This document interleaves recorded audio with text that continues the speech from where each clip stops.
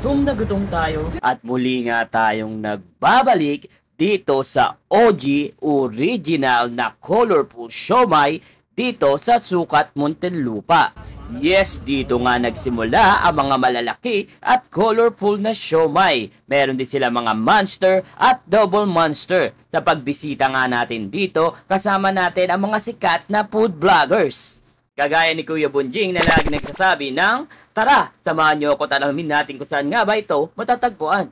Ang kwelang sikot at yan, basta may masarap na kainan, diet ay makakalimutan. Paniguradong kotang-kota na naman ang aking tiyan. At kasama natin si Jam Napa. Ayos ba guys? Thank you for watching. Bye! Kasama din natin guys si Good Day sa lahat. This is your Kuya Mo Tutoy's Vlog. Kasama din natin si Goy Jings, Tikiman Food Channel, Extrang Vloggers, at ang lagi nating kasama, Autobots, Carol on TV. Sila lang naman guys ang kauna-unaan nagpa-trending ng siomai na ito at ngayon kalat na siya sa buong South area. At ito nga guys ang Love at First Bite by Love. At sa sobrang sarap nga ng siomai na ito, pinipilaan talaga ito at umuubos lang naman sila ng 3,000 to 5,000 pieces ng siomai araw-araw. Sa mga nagtatanong kung saan to guys, dito lamang yan sa Sukat Upper Terminal dito sa Meralco Road, Sukat, Muntinlupa City. So kapag may nakita kayong dinudumog na cart doon,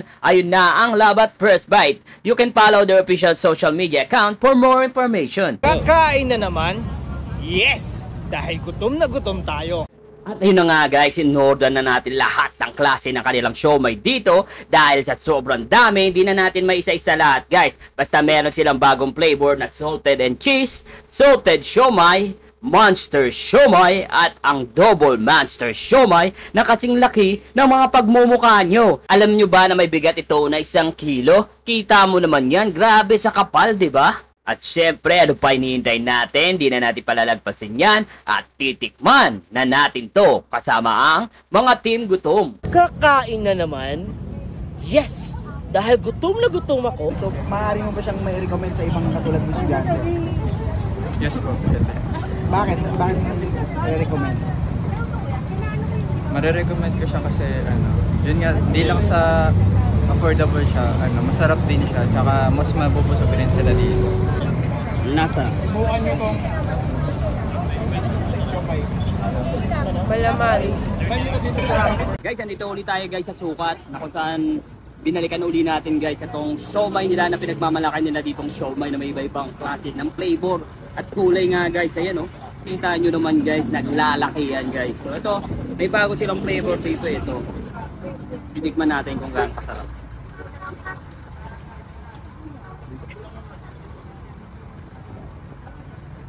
Gagi yun, sarap.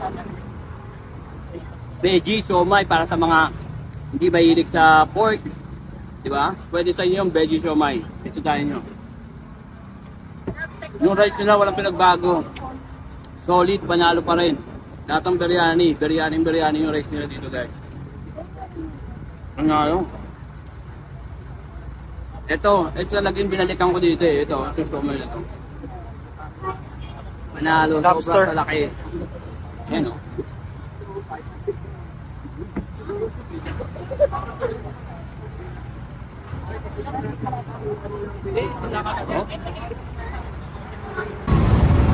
Siomai na kasing laki ng pagbumuka nyo.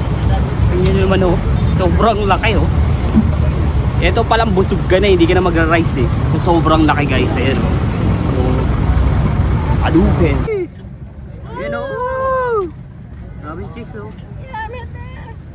Siyempre guys, hindi natin palalagpasin, hindi natin matitikman tong double monster nila dito. Ayan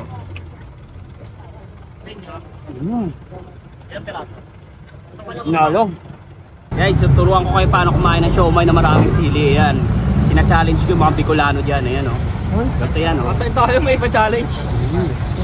Kakain na naman. Ano? Hanggang nood na lang ba kayo?